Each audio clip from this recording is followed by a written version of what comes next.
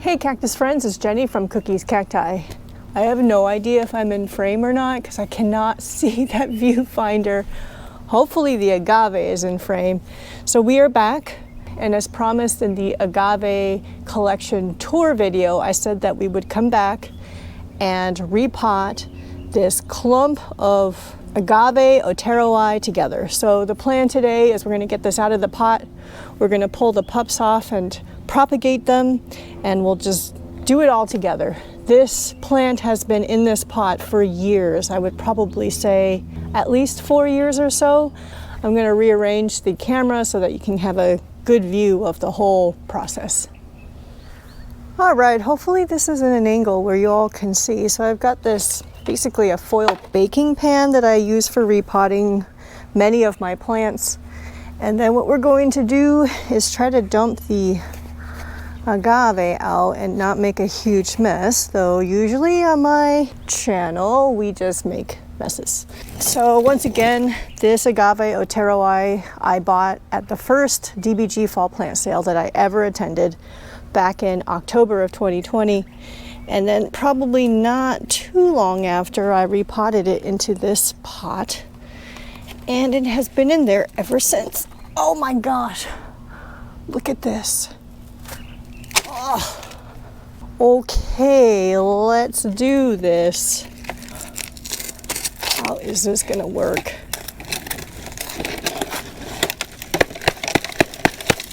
I don't even remember what kind of soil this is sitting in. Oh my gosh.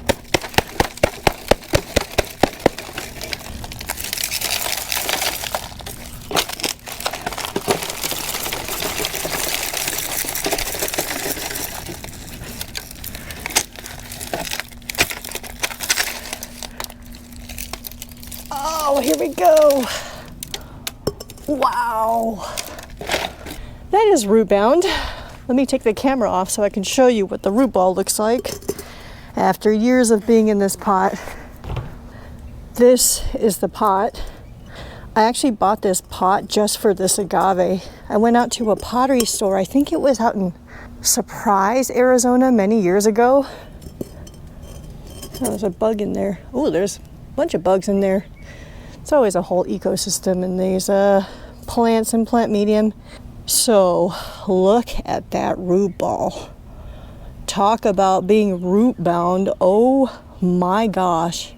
I was also kind of curious because I don't know if this is really taking up water every time I water it.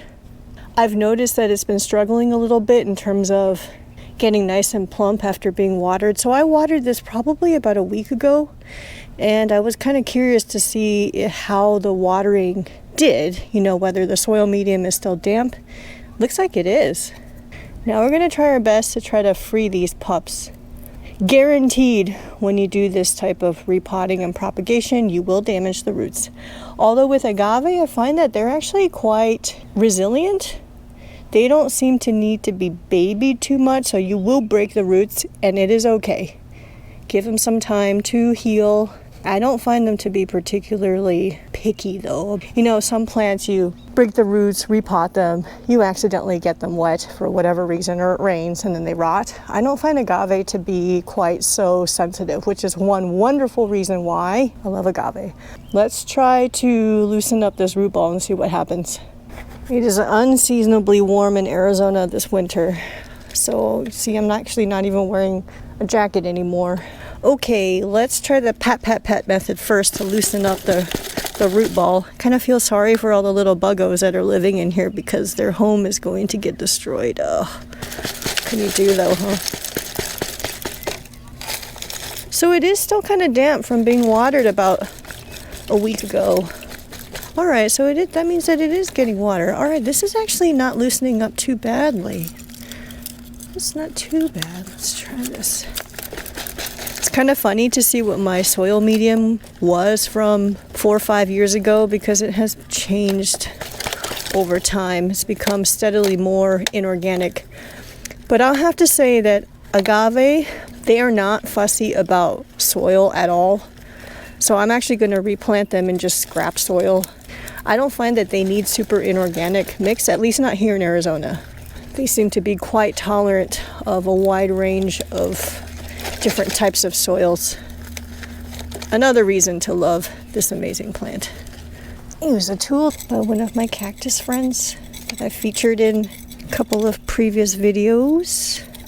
Give me the best chance of separating the pups from this mess with the least amount of damage possible, but guaranteed damage. With regards to damage, let me just tell you this about agave as well. Agave can actually handle a lot of damage. So for example, I have propagated pups off of agave plants where they still have no pigment on them because they were growing inside the root ball or along the root ball where they hadn't even touched light yet. And those pups could completely break where it's just really the top segment of the plant. It has 0 roots and it's completely pale because it has no pigment. It hasn't touched the sun. I was able to stick that into soil and it was able to root. And then of course you're not going to put a plant like that under full sun. You're going to put it somewhere where it has just slow acclimation to some light.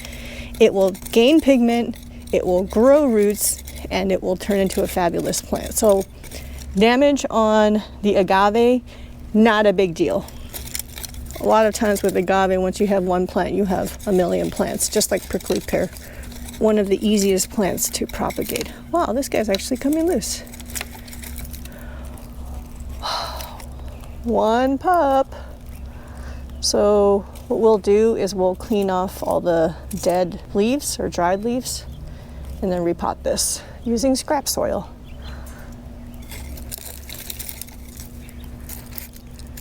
Another one. What I'll probably do is speed this up so you don't have to sit through all of this.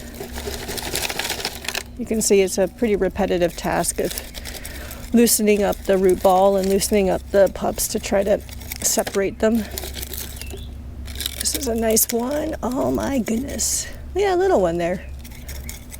Okay, I'm switching locations to somewhere where I can stand because my back is killing me. That's what you get for getting older.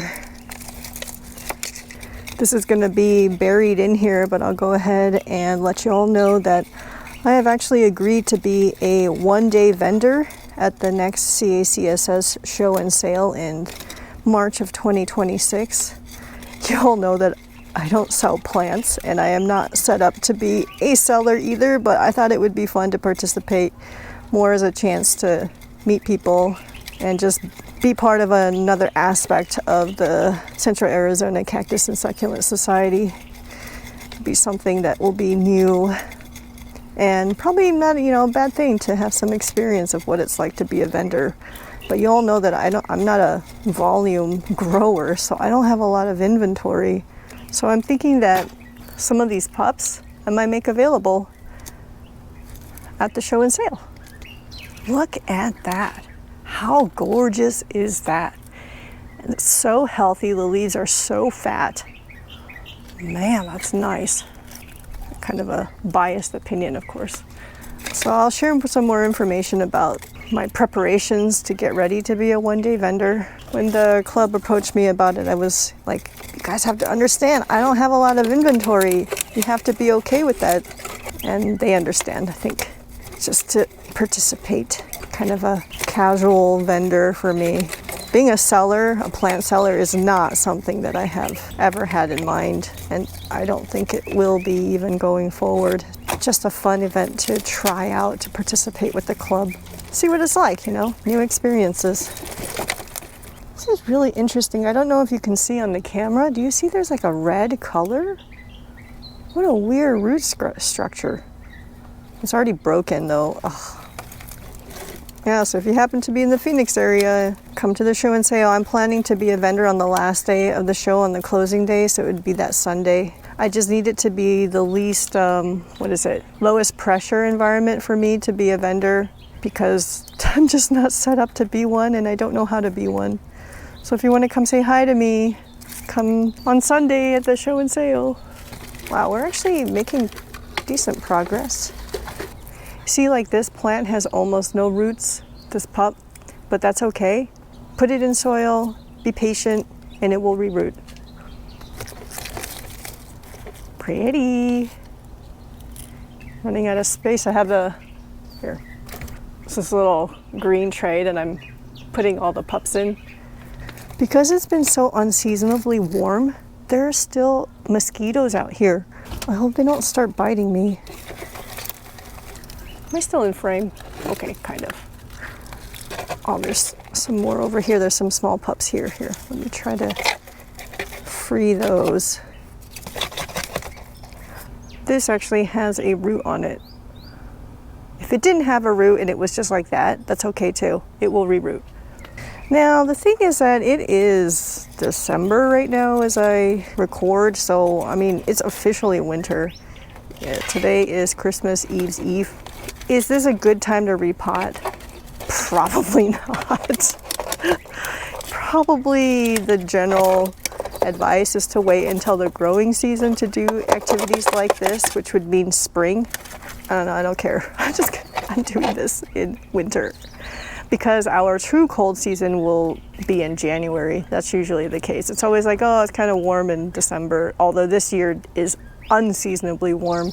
And then January comes and you're like, okay, now it's cold.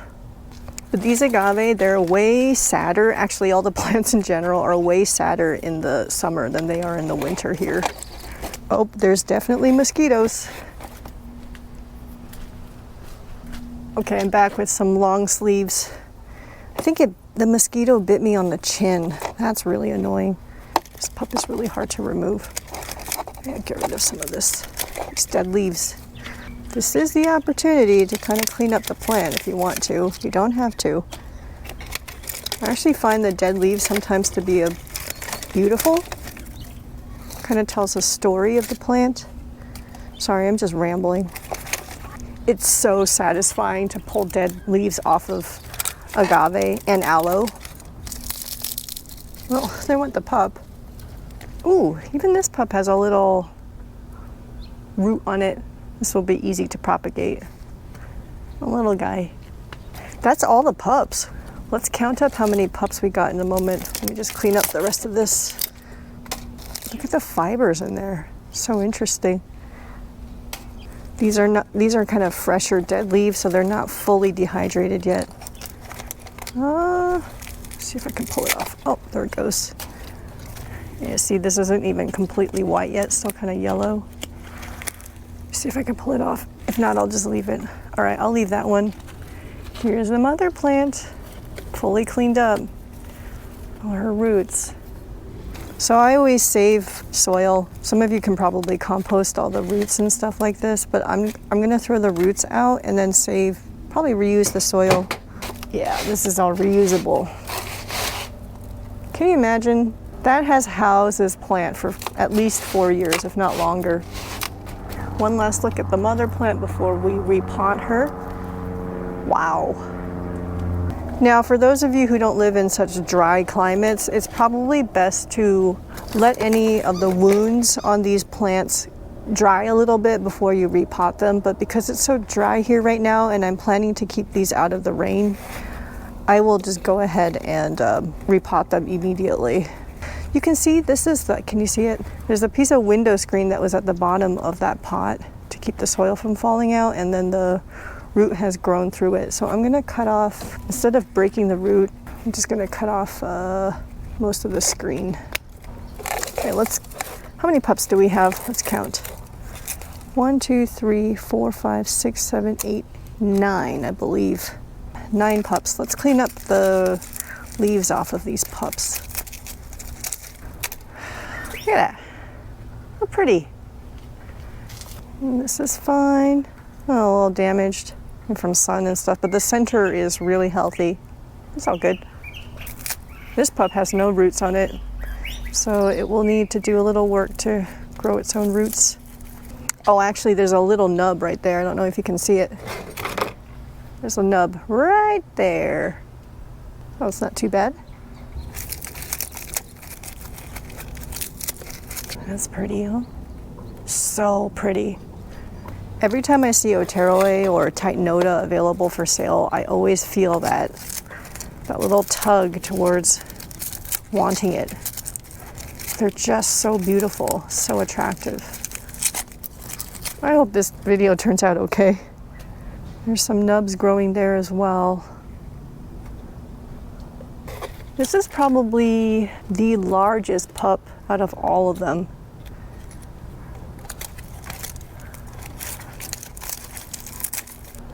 Gorgeous. Lots of nubs growing down here. Oh, that is so beautiful. I do find that a lot of these agave have these really long roots like this, stringy roots, but I can't even tell if these are still alive or not. What makes it difficult is, you know, finding a pot that can house something that's this long, but I think it's okay. So we've pulled the pups off, we've cleaned all the dead, or most of the dead leaves off of the main plant and her pups. Now let's pot these up. Oh, there's still a couple of pups left. Hold on a second. I don't think there's much to do with these. See, this root is so long. I have to have a pot that can house this. And the smallest one right here. All right, I'm gonna show you where I store my scrap soil now. So I've been storing my scrap soil in these 20-gallon garbage bins. They're perfect. And I've been using scrap soil to propagate things like, well, we're gonna do today with the agave and with prickly pear. So you can see, it's just so easy to store it in here. It's a mix of all sorts of soils from mostly plants that have died or transplanted plants. So I'm gonna dump that agave soil in here and just kind of mix it in there.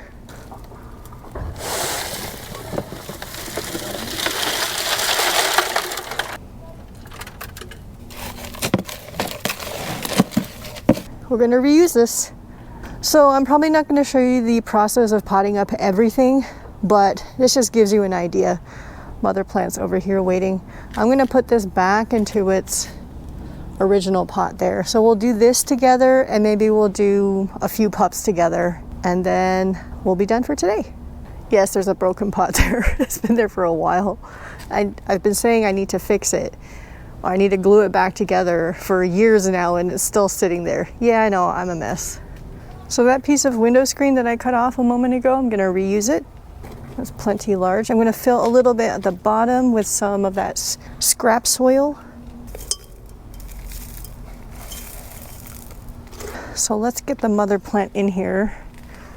Okay, that took a little bit of maneuvering to get in there, but it's in there now. Okay, now I'm gonna fill up the pot with soil.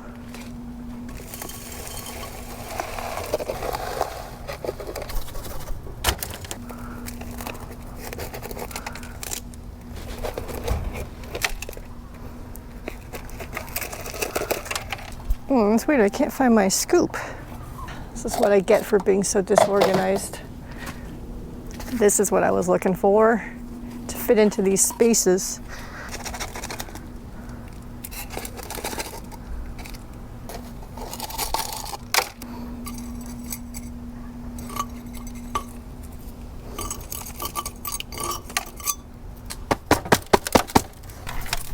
And the shake. That's really about it. I don't even know if I'm gonna put any rocks on top dressing. You can't really see it. The whole point of the top dressing would be to help keep the soil in place, not really for looks. You know what, I'm just gonna leave it undressed. Untop dressed, I mean. These scoops are awesome, by the way. I have a link to them on my website. I think that's good enough for now. And then over time, as I'm watering the plant, the soil will probably settle and go lower and lower, and that's okay because I will just add more soil. All right, so the mother plant can stay in here for another 4 or 5 years, I think. We'll see. I hope she does okay in here. All right, now let's pot up some of the pups together and then we'll take a final look at them and call it a day. Let's pot up this biggest baby together.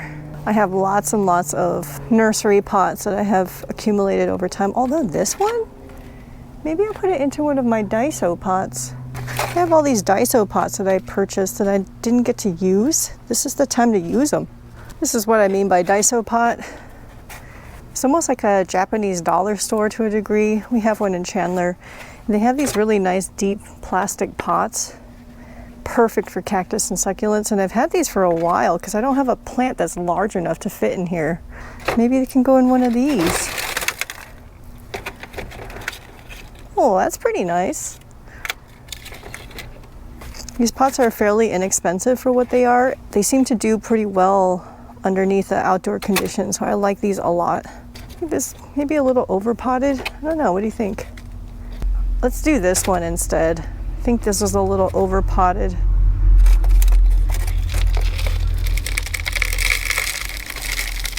It's a nice color too.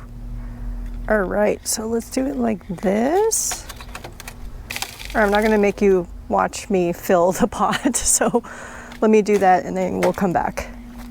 And there it is. All right, maybe we'll do one of the smallest pups together, and then I'm gonna pot everything up and then we'll take one last look at everybody. Okay, you can see I have a whole bunch of random nursery pots that I've collected or accumulated over time. So all sorts of shapes and sizes that we can pick that would be the most suitable for these pups. Okay, let's do this one together. And then I'm gonna go and pot up everything off camera and then we'll come back. Pretty straightforward. Dump soil, dump some more soil.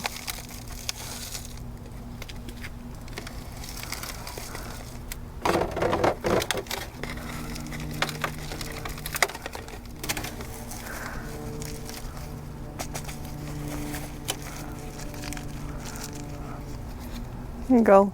There's an example of a little one potted up. Give it time to grow into itself. All right, let me go pot up everything else and then we'll come back.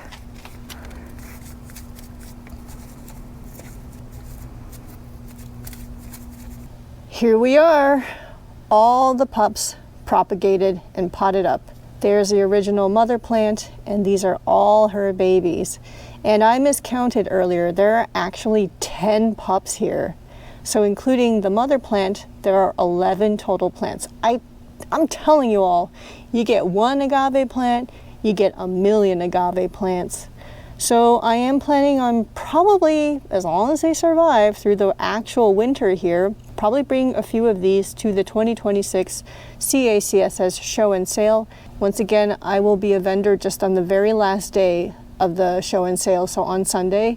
So if you want to come and pick up an as seen on YouTube plant from Cookie's Cacti, come say hi. Let me know, is this how you go about cleaning up and propagating agave of your own? Or do you have a different methodology of going about this? Let me know. I'm so curious on how everybody else approaches this.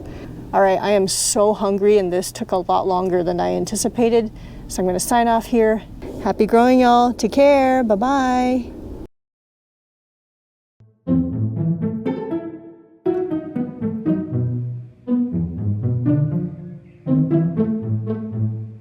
It's my arch nemesis, the curved bill thrasher. Just kidding. And I actually kind of like them. Even though they can cause some huge headaches for me, but I appreciate them.